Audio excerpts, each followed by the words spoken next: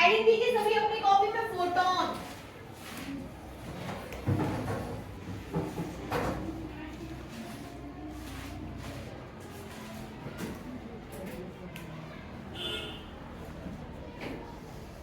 Electron, proton, neutron, photon. ठीक है ना, प्रकाश कण है फोटोन। क्या है? प्रकाश कण। मतलब यदि आप अपनी भाषा में समझें तो फोटोन कण भी है और फोटोन तरंग भी है। द्रव्य कण, द्रव्य तरंग। द्रव्य तरंग वर्ड समझ पा रहे आप लोग? द्रव्य तरंग, द्रव्य तरंग, मैटर वेव। देखो फोटोन पढ़ने के पहले आप एक वर्ड समझिए, दैट इज द्रव्य तरंग। पृथ्वी गतिमान कण के साथ एक तरंग संबंध है। वेरी गुड, बढ़िया बोल रही हैं आजकल आप। मैटर वेव, मैटर वेव, द्रव्य तरंग। द्रव्य आपका पार्टिकल गुण की तरफ आपको इशारा करेगा। ठीक है ना, पार्टिकल गुण, जैसे पार्टिकल, ये पार्टिकल और लाइट। ठीक है ना, तो ऐसे सभी कण जिनके साथ एक तरंग एसोसिएट रहे वो आपका क्या हो जाएगा? द्रव्य तरंग। ठीक है ना, द्रव्य प्लस तरंग, द्रव्य तरंग। ठीक है, अब हम बात करेंगे फोटोन की। तो फोटोन देखिए, आप अभी बहुत सारा फिजिक्स पढ़ चुके हो, किरण प्रकाशिकी, तरंग प्रकाशिकी, किरण प्रकाशिकी, तरंग प्रकाशिकी और तरंग सिद्धांत आप पूरा पढ़ चुके हो। उसमें आपने क्या क्या देखा? परावर्तन, अपवर्तन, विवर्तन, व्यतिकरण। यहाँ तक आप पूरा तरंग सिद्धांत तक इन सभी की व्याख्या आप तरंग सिद्धांत के द्वारा कर सकते हो, तरंग सिद्धांत के द्वारा। लेकिन जैसे ही आप कृष्ण पिंड विकिरण पर आते हो, जैसे ही आप प्रकाश उत्सर्जन पर आते हो, जैसे ही आप उत्सर्जन एवं अवशोषण पर आते हो, तो इन सभी की व्याख्या अब आप तरंग सिद्धांत के द्वारा नहीं कर पाते हो। ठीक है ना, किसके द्वारा नहीं कर पाते हम? तरंग सिद्धांत के द्वारा नहीं कर पाते। इन सभी की व्याख्या करने के लिए आपको प्लांक का विकिरण सिद्धांत पढ़ना पड़ता है। किसका विकिरण सिद्धांत? प्लांक का विकिरण सिद्धांत।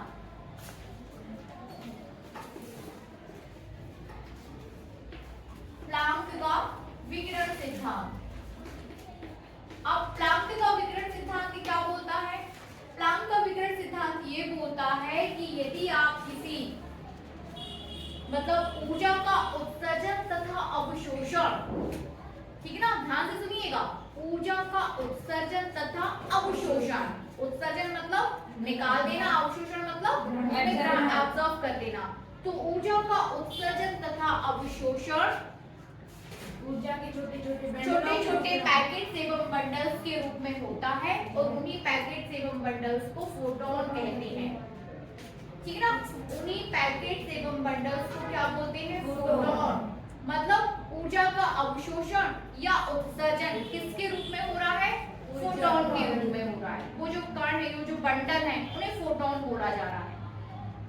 ठीक है ना, उन्हें क्या बोला जा रहा है? फोटोन। और ये फोटोन दो प्रकार के गुण प्रदर्शित करते हैं, द्रव्य का भी और तरंग का भी। ठीक है ना, दो प्रकार की स्टेट होती है इसकी, द्रव्य भी और तरंग भी। मतलब कण के गुण भी प्रदर्शित करेंगे और तरंग के गुण भी। ठीक है ना, फिर से ध्यान से सुनिए। तरंग सिद्धांत द्वारा प्रकाश की अनेक घटनाओं जैसे व्यतिकरण, विवर्तन, ध्रुवण, इन सभी की व्याख्या आप तरंग सिद्धांत के द्वारा कर सकते हो। लेकिन जैसे ही आप कृष्ण पिंड विकिरण, प्रकाश विद्युत प्रभाव, उत्सर्जन तथा अवशोषण पर आते हो तो आप तरंग सिद्धांत के द्वारा इसकी व्याख्या नहीं कर पाते हो। इन सभी की व्याख्या करने के लिए आपको क्वांटम सिद्धांत के द्वारा मतलब इन सभी की व्याख्या करने के लिए आपको क्वांटम सिद्धांत की आवश्यकता पड़ती है। और क्वांटम सिद्धांत किसके द्वारा दिया गया? प्लांक के द्वारा।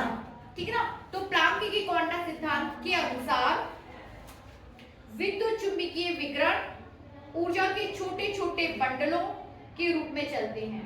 विद्युत चुंबकीय विकिरण ऊर्जा के छोटे छोटे पैकेट या बंडलों के रूप में चलते हैं और इन्हीं छोटे छोटे पैकेट एवं बंडल को क्वांटा या फोटोन कहते हैं।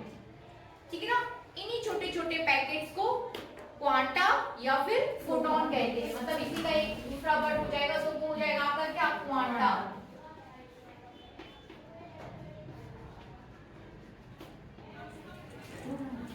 क्वांटा। ठीक है ना, इन्हीं छोटे छोटे पैकेट्स एवं बंडल्स को क्वांटा कहते हैं। अब इस प्रकार जब यदि आप फोटोन को परिभाषित करोगे तो फोटोन क्या हो जाएगा, ऊर्जा का एक बंडल है, ठीक है ना, और जिसकी अपनी कुछ ऊर्जा होगी, that is E equals to h nu. अब इस आप फोटोन को समझने लगे कि फोटोन क्या है, ऊर्जा का एक बंडल है, ठीक है ना। फोटोन क्या है आपकी भाषा में, फोटोन ऊर्जा का एक बंडल है। अब इसकी ऊर्जा की हम बात करेंगे कि इसमें इस फोटोन में कितनी ऊर्जा होती है, ठीक है ना। इसके संवेग की बात करेंगे,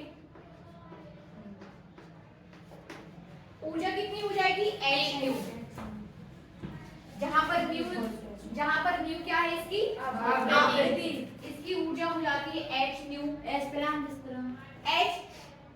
स्थिरांक, ठीक है ना। h क्या है, प्लांक स्थिरांक, प्लांक कांस्टेंट, ठीक है ना, और इसकी value 6.67 into 10 to the power -34 joule into second, h equals 6.67 into 10 to the power -34 joule into second, इसकी यूनिट हो जाएगी, ठीक है।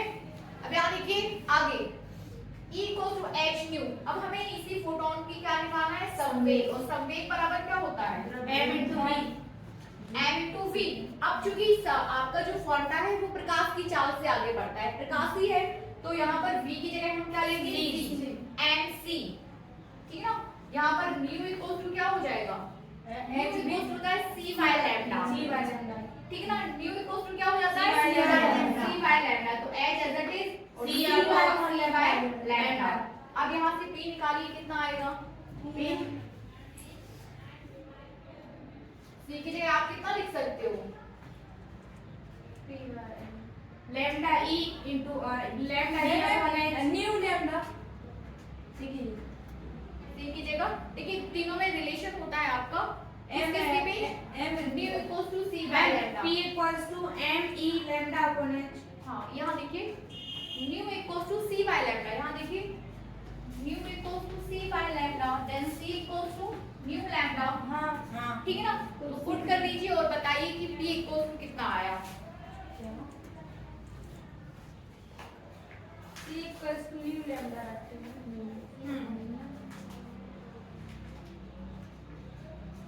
फोटोन का संवेग आपको निकालना है, nu lambda into m hc by lambda, p equals to mc, ठीक है ना। m से लैम्डा कैसे भी निकाल सकते हो, e equals to mc square करके कर सकते हो, e h nu by nu lambda, यहाँ पर e equals to h nu, आप इसको ऐसे लेके जाओगे तो e equals to mc square, ठीक है ना। ध्यान से देखिए, e equals to h nu, अब इन दोनों को आप बराबर कर देंगे तो mc इक्वल्स टू आपका आ जाएगा क्या, mc इक्वल्स टू क्या आ गया, h nu, then m square क्या हो गया, m equals to h nu upon c square मैं c स्क्वायर था वहां पर, c स्क्वायर था, m स्क्वायर था, 2 2 r n u, तो c स्क्वायर आ गया, m की जगह कितना आ गया, h nu by c square, यहाँ लिख दूं मैं h nu by c square और into c, then c is cancelled by c, तो p इक्वल्स टू आ जाएगा आपका h न्यू बाय c। ये फाइनल रिलेशन है p के लिए। यदि आप फोटोन के संवेग की बात करेंगे तो आपको कितना मिलेगा वहां पर, h न्यू बाय c, ठीक है ना। आप ऊर्जा की बात करोगे फोटोन की तो दैट इज h न्यू, आप फोटोन के संवेग की बात करोगे तो आपको डायरेक्ट ये फॉर्मूला लेना है h न्यू अपॉन c, ठीक है ना, h nu by c। Is that clear, not, फिर से समझाओ, फिर से देखिए,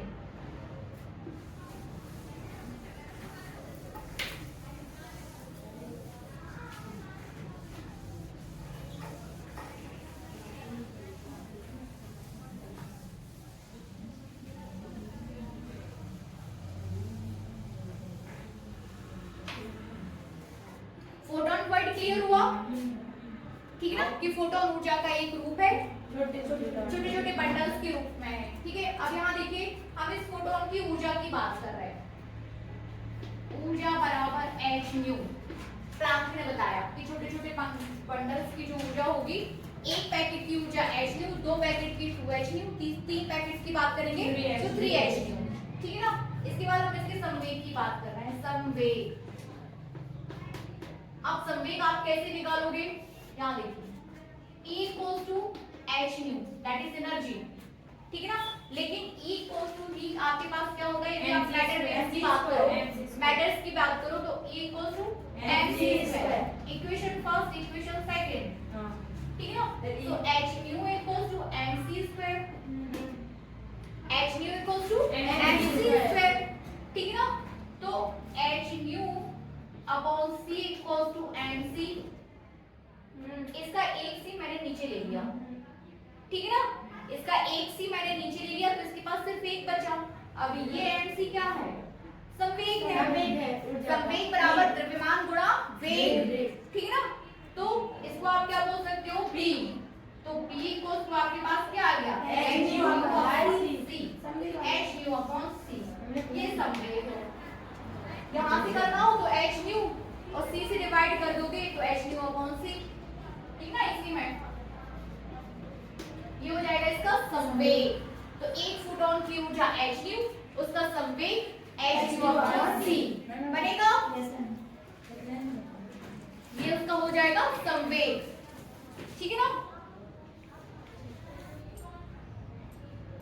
ठीक है, इसी के साथ यदि आप फोटोन की ऊर्जा तथा संवेग में संबंध निकालें तो क्या आ जाएगा, फोटोन की ऊर्जा तथा संवेग में संबंध, यहाँ देखिए P इक्वल्स टू आपके पास आया है h न्यू अपॉन c, ये E है आपका, h न्यू क्या है E, तो P इक्वल्स टू आ जाएगा आपका E अपॉन c, ठीक है ना। या फिर आप लिख सकते हो E इक्वल्स टू pc, ठीक है। ये हो जाएगा आपका फोटोन की ऊर्जा तथा फोटोन के संवेग में संबंध, ठीक है, बनेगा। Yes ma'am. अब इसको साफ कर दूं, रुको मैं लिख पा रही हूँ, थोड़ा सा इसको देखिए, पॉइंट्स देना है आपको। लिखिए फोटोन का द्रव्यमान, फोटोन का विराम द्रव्यमान, कुछ पॉइंट्स आपको यहाँ पे लिखना है। फोटोन का विराम द्रव्यमान हमेशा याद रखिए, ऑब्जेक्टिव के लिए क्वेश्चन है आपके पास, दैट इज 0, ठीक है ना। फोटोन का विराम द्रव्यमान कैसा रहेगा, 0।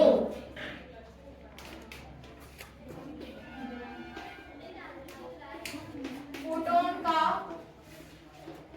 विराम द्रव्यमान 0। फोटोन यदि स्टेबल है, गति नहीं कर रहा है तो उसका द्रव्यमान 0 रहेगा, ठीक है। फोटोन का गतिज द्रव्यमान, ये पॉइंट्स नोट करने चाहिए आपको, है ना। फोटोन का गतिज द्रव्यमान, गतिज द्रव्यमान मतलब क्या, कि जब फोटोन आपका गति कर रहा है, मूव कर रहा है एक पॉइंट से दूसरे पॉइंट की तरफ, तो इसका द्रव्यमान हो जाएगा h nu by c square, h nu by c square निकाल सकते हो आप। p से आ गया है, p इक्वल्स टू mc, ठीक है ना। तो m इक्वल्स टू व्हाट, वहीं से आया है, ठीक है ना। इसके बाद देखिए फोटोन की ऊर्जा, फोटोन की ऊर्जा, तो फोटोन की ऊर्जा आपके पास हो जाएगी h न्यू, है ना, h न्यू या h c बाय लैम्डा, ठीक है ना, h c बाय लैम्डा। इसके बाद देखिए फोटोन का संवेग, ठीक है ना, फोटोन का संवेग E बराबर h न्यू, कितना निकाला हमने, फोटोन का संवेग h nu by h nu by c या फिर mc बराबर, ठीक है ना, या फिर h बाय लैम्डा लिख सकते हैं ना, न्यू बाय c की जगह लैम्डा, 1 बाय लैम्डा आ जाएगा, तो दैट h अपॉन लैम्डा इसका संवेग हो जाएगा, समझ रहे हैं। ये हो जाएगा इसका संवेग। फोटोन अनावेशित कण है, कैसे कण है, अनावेशित, ठीक है ना, न्यूट्रॉन की तरह। न्यूट्रॉन जैसे न्यूट्रॉन का लेकिन द्रव्यमान होता है, बट फोटोन का द्रव्यमान मासलेस पार्टिकल्स आते हैं, फोटॉन्स मासलेस, मासलेस जहां पर लिखा है मासलेस मतलब द्रव्यमान रहित, उनका कोई द्रव्यमान नहीं है, ठीक है। तो इसके बाद फोटोन अनावेशित कण है, विद्युत तथा चुंबकीय क्षेत्र द्वारा फोटोन प्रभावित नहीं होते हैं, बहुत इंपॉर्टेंट पॉइंट है, फोटोन अनावेशित कण है। नेक्स्ट पॉइंट आप देख रहे हो यहाँ पर कि जो फोटोन है वो विद्युत तथा चुंबकीय क्षेत्र द्वारा प्रभावित नहीं होते। अब चूंकि अनावेशित है तो विद्युत या चुंबकीय क्षेत्र से उन्हें कोई मतलब नहीं। आप कितनी इलेक्ट्रिक फील्ड कर लो, आप कितनी मैग्नेटिक फील्ड वहां पर अप्लाई करा लो, फोटोन को कोई फर्क नहीं पड़ने वाला। समझ रहे ना? क्लियर? क्यों? क्योंकि वो अनावेशित है। ठीक है, नेक्स्ट पॉइंट, फोटोन तरंग व्यवहार दर्शाते हैं। यदि फोटोन मूव हो रहा है, गति कर रहा है, विराम अवस्था में कोई दिक्कत नहीं, लेकिन यदि फोटोन गति कर रहा है तो वो तरंग व्यवहार दर्शाते हैं। ठीक है ना? कैसा व्यवहार? तरंग व्यवहार दर्शाते हैं। देखना है मुझे बोर्ड पर? तरंग व्यवहार दर्शाते हैं। इसके पहले वाला पॉइंट मैंने बोला था कि इलेक्ट्रिक फील्ड और मैग्नेटिक फील्ड से कोई प्रभाव नहीं पड़ता इनको, का कोई प्रभाव नहीं है। ठीक है ना? फोटोन तरंग व्यवहार दर्शाते हैं। नेक्स्ट पॉइंट, फोटोन की तीव्रता उसमें उपस्थित फोटोन की संख्या के अनुक्रमानुपाती होती है। मतलब तीव्रता जो है उसमें उपस्थित फोटोन की संख्या, मतलब जितने ज्यादा फोटोन होंगे उसकी तीव्रता उतनी ज्यादा होगी उस बंडल की। ठीक है ना? तीव्रता, फोटोन की तीव्रता उसमें उपस्थित फोटोन की संख्या के अनुक्रमानुपाती होती है। ठीक है?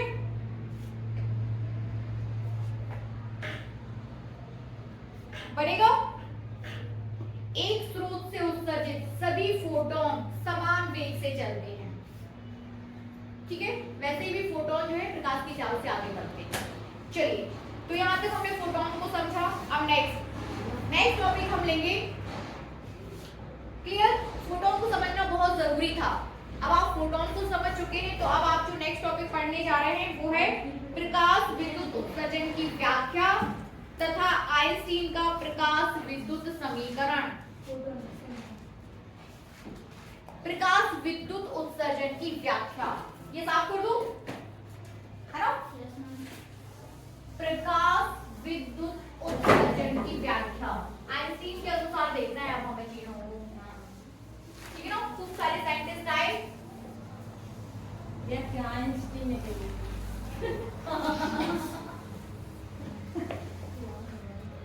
क्या बोल रही राम सखी, क्या हो गया? सब ठीक है?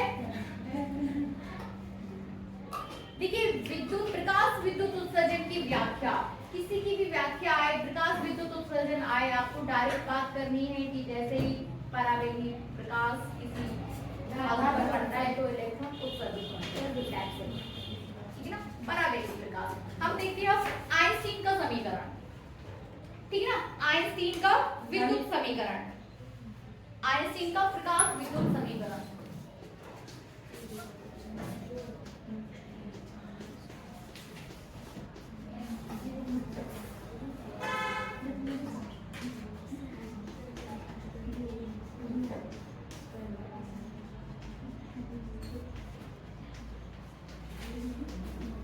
ध्यान से सुनिए, प्लांक ने अपनी थ्योरी दी, दे दी। प्लांक ने फोटोन जैसा वर्ड लेके आए, है कि नहीं? प्लांक जो क्या लेके आए? फोटोन। अभी तक आपने जब हम लेनार्ड का प्रयोग पढ़ रहे थे या आपने हर्ट्ज का प्रयोग पढ़ा या हर्बैक्स, इन्होंने प्लांक जैसी इन्होंने फोटोन जैसे किसी शब्द का उपयोग नहीं किया ना।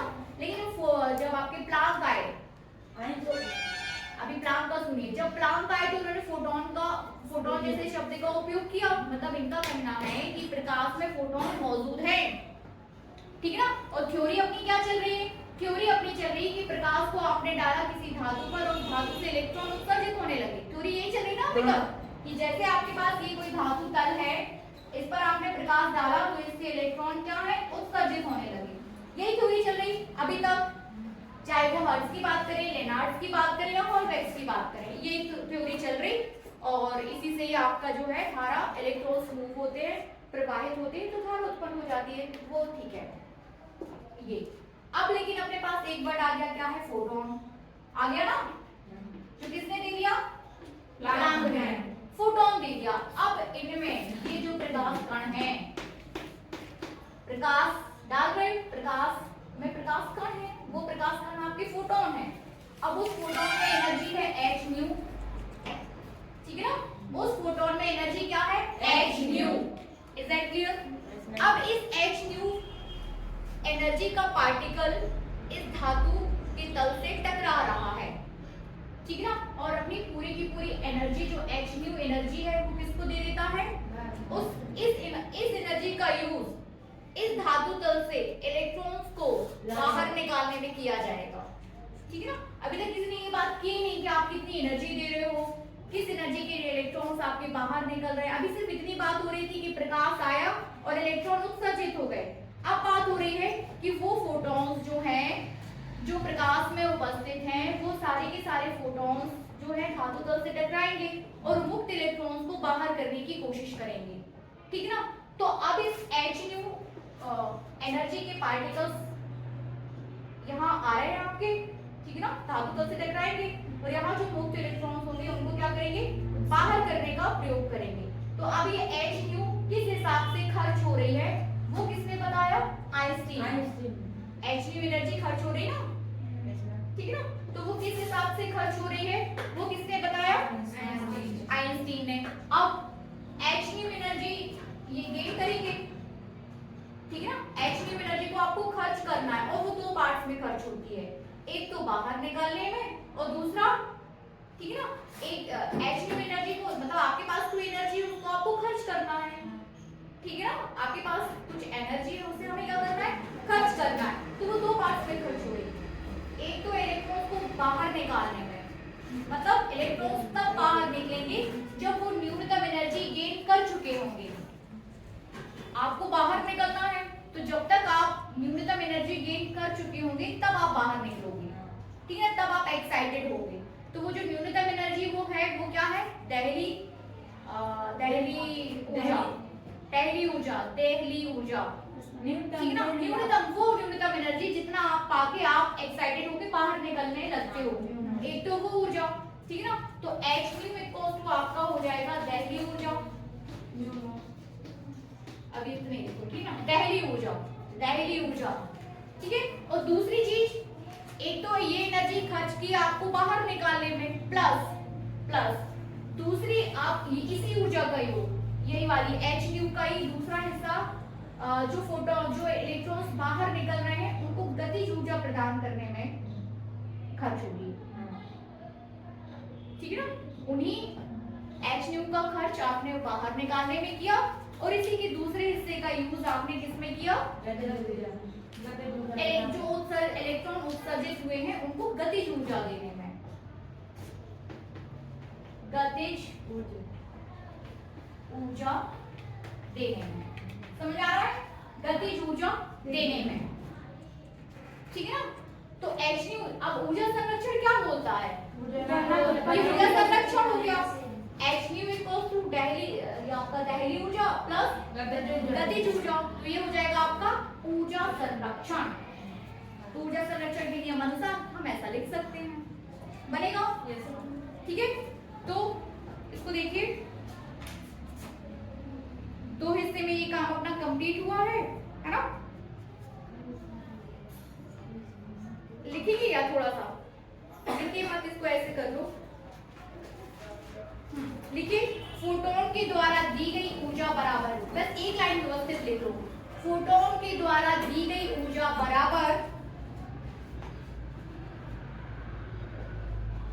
बराबर उत्सर्जित इलेक्ट्रॉन की अधिकतम गतिज ऊर्जा,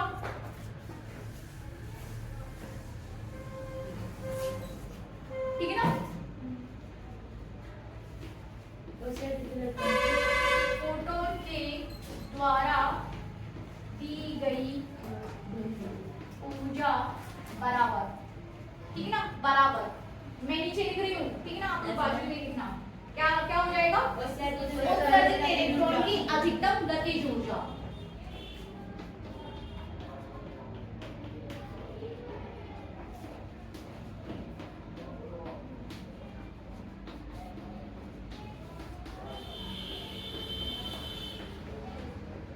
अधिकतम गतिज ऊर्जा प्लस दहली ऊर्जा या फिर उसी दहलीय ऊर्जा को हम कार्यफलन बोल देते हैं। क्या बोल देते हैं? कार्यफलन प्लस कार्यफलन, ठीक है ना। कार्यफलन, धातु का कार्यफलन, ऐसा लिख लीजिए, धातु का कार्यफलन। तो फोटोन द्वारा दी गई ऊर्जा क्या है? h न्यू, ठीक है ना। फोटोन द्वारा दी गई ऊर्जा h न्यू। उत्सर्जित इलेक्ट्रॉन की अधिकतम गतिज ऊर्जा E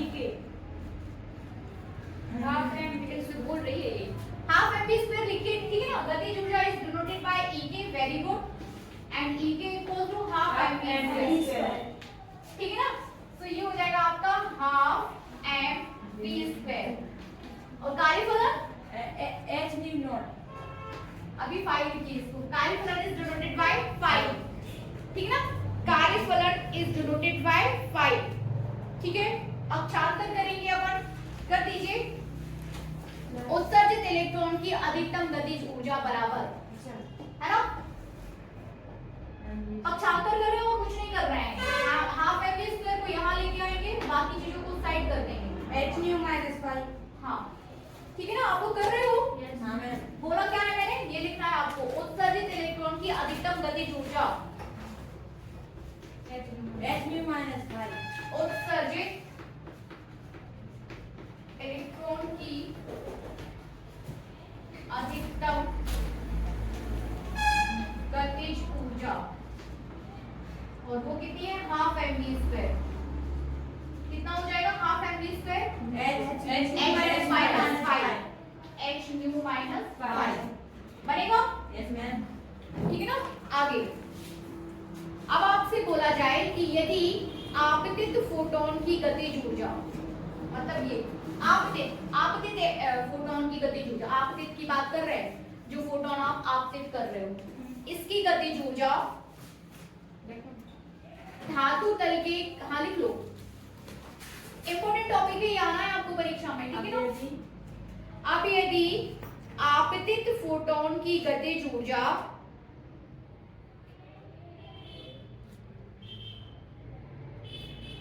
धातु तल के कार्यफलन के बराबर होती है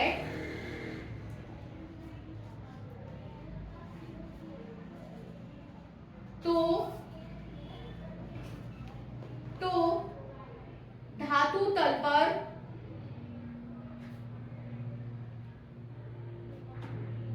धातु तल पर इलेक्ट्रॉन की गतिज ऊर्जा शून्य होती है, ठीक है ना। धातु तल पर इलेक्ट्रॉन की गतिज ऊर्जा क्या हो जाएगी? शून्य। अब इसको समझिए, क्या लिखा आपने? पहले इसको समझो, इसके बाद हम बात करेंगे। आपने लिखा कि आपके पास जो फोटोन है, इसकी गतिज ऊर्जा उसी के बराबर हो गई जितनी ऊर्जा आपको यहाँ से इलेक्ट्रॉन को निकालने के लिए चाहिए, ठीक है ना। तो उत्सर्जित इलेक्ट्रॉन की गतिज ऊर्जा क्या हो जाएगी? शून्य, क्योंकि आप कुछ बचा ही नहीं ना। आपने पास आपका पूरा खत्म हो गया, आपने जितना डाला था उतना ही उसी के बराबर है, तो उत्सर्जित इलेक्ट्रॉन के पास अब कुछ बचा नहीं। इज दैट क्लियर ना? पूरा का पूरा जब ये दिस इक्वल्स टू दिस हो जाए, दिस इक्वल्स टू दिस, तो ये चीज तो जीरो हो ही जानी है, ठीक है ना। आगे करिए। इस स्थिति में आपतित प्रकाश की आवृत्ति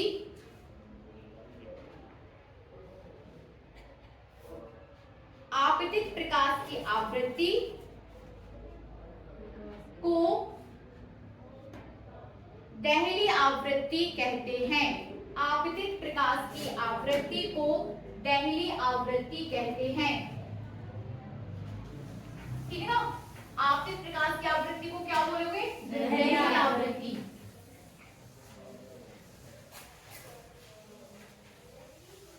ठीक है।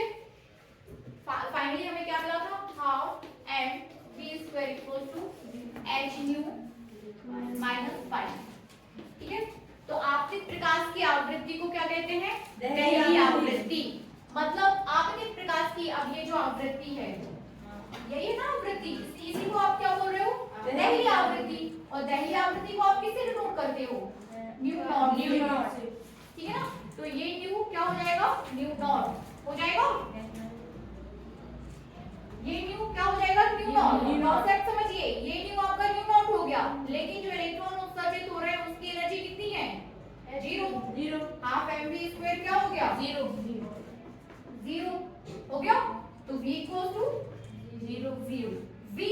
होता है।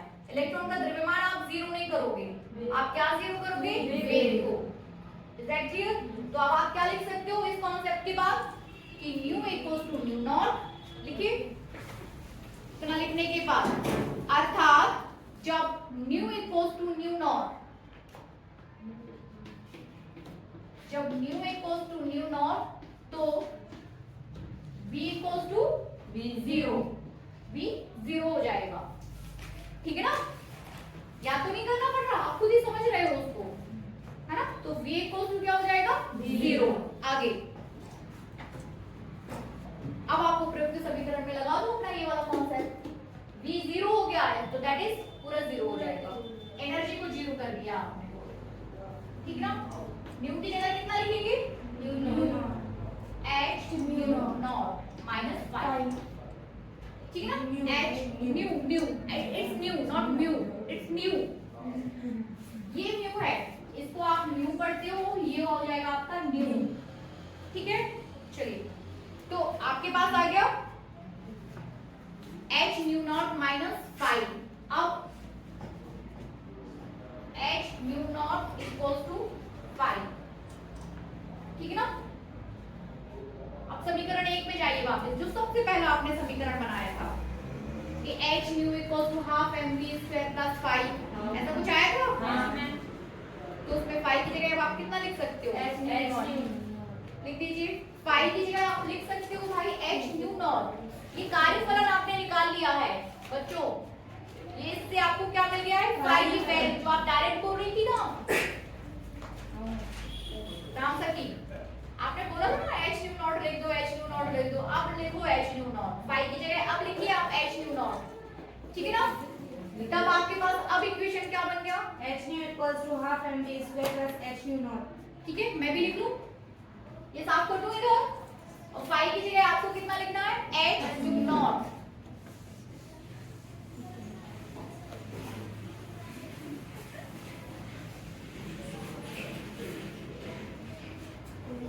तो आपका फाइनली बन जाएगा h q equals to half m v square plus ना प्लस h न्यू नॉट। ठीक है ना? या फिर से इसको कर दो तो half m v square equals to हो जाएगा h nu minus h nu naught. यदि आप यहाँ से h कॉमन ले लो तो न्यू माइनस न्यू नॉट। ठीक है ना? Nu minus nu naught. ठीक है? हाफ एम वी स्क्वायर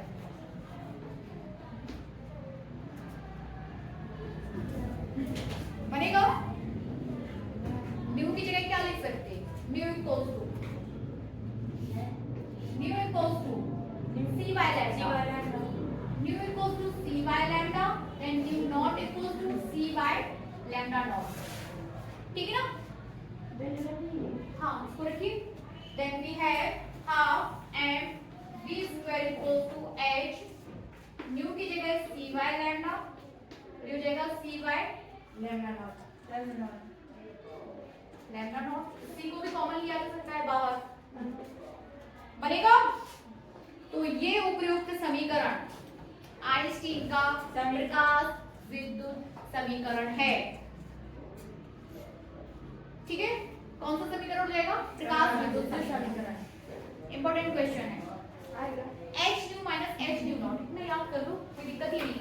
इतना विस्तार से किया आपने, दैट इज गुड कि आपने पूरा किया, बट आपको एनर्जी को एनर्जी के इक्विवेलेंट सॉल्व करना है। ठीक ना? एनर्जी को एनर्जी के साथ सॉल्व करना है। आपके पास h न्यू है, आपके पास h न्यू नॉट है, तो h nu minus h nu not कर दो, आइंस्टीन का समीकरण हो जाएगा। बनेगा? बनेगा सभी से? कोई डाउट हो तो बताइए। अब नेक्स्ट टॉपिक ले लें। देखिए नेक्स्ट टॉपिक की भूमिका जमाते हैं। देखिए अभी तक क्या है कि देखिए आपने देखा कि चलो भाई इलेक्ट्रॉन उत्सर्जित हो रहे हैं, फिर आपने देखा आगे बात की कि धारा बह रही है। अब उस धारा का हम यूज भी तो करेंगे। इतनी बड़ी खोज हुई है तो उस पे अनुप्रयोग आवश्यक है, नहीं है क्या? इलेक्ट्रॉन उत्सर्जित हो गए, इलेक्ट्रॉन से धारा भी बह ली, लेकिन अब जब धारा बह रही है तो हम उसका यूज भी करेंगे। स्टोर करेंगे उसे, ठीक है ना, उसका अनुप्रयोग डिवाइस बनाई जाएगी उससे। तो नेक्स्ट जो टॉपिक है वो है आपका photocell, photoelectric cell. ये साफ कर दूं?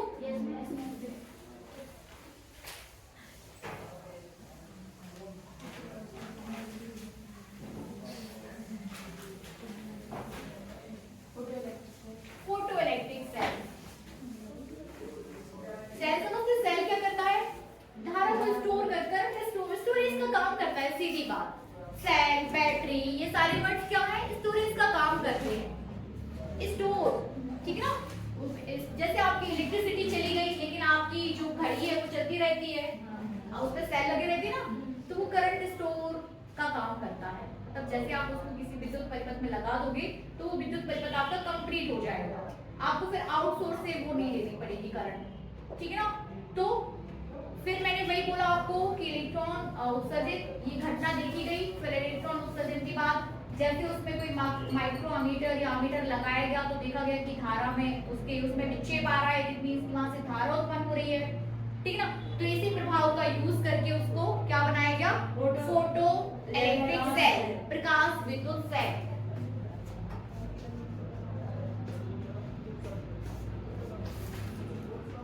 प्रकाश विद्युत सेल,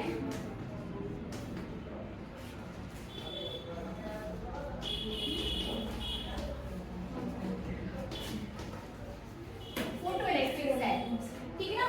फोटो इलेक्ट्रिक सेल, उसके लिए आपको फिर एक परिपथ बनाना पड़ेगा। आप एक बल्ब लोगे और बल्ब का कनेक्शन किससे कर दोगे, सेल, बैटरी से वोल्टमीटर, अमीटर, और उस बल्ब पर आपको एक छोटी सी जगह छोड़नी पड़ेगी ताकि उसमें से प्रकाश आप आपतित करा सको। चित्र बना लीजिए छोटा सा।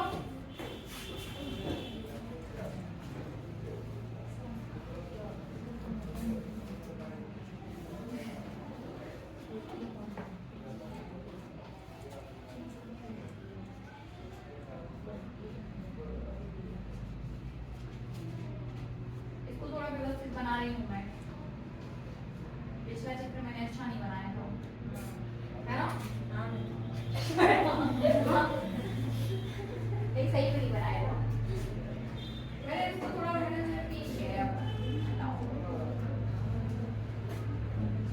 तो समझना भी है।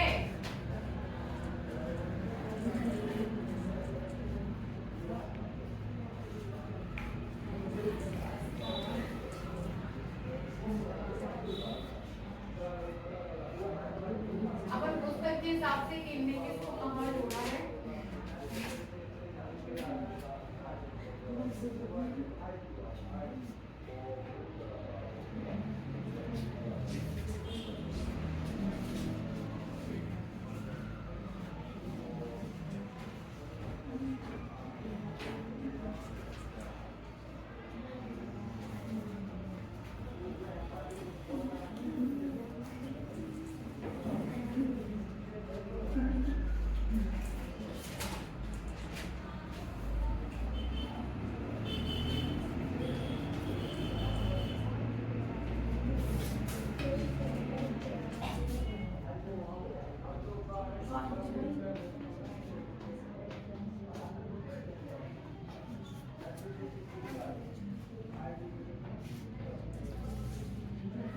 ठीक है। ये हो जाएगा आपका चित्र, समझ सकते हैं आप, है ना। सी के जैसे लोग आ जाइए, सी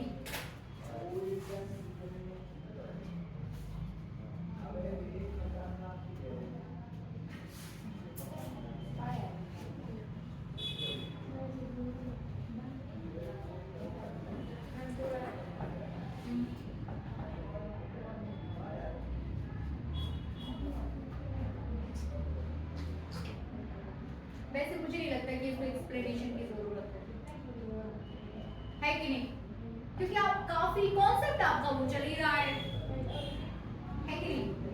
लेकिन ध्यान देने बात यहाँ पर ये है कि आप किन धातुओं का, देखो एनोड बनाने में आप क्या यूज कर रहे हो, कैथोड आप किस चीज से बना रहे हो। फिर बात ये है कि आपने क्यों छोड़ी है यहाँ पे, है ना, आगे कुछ नहीं है।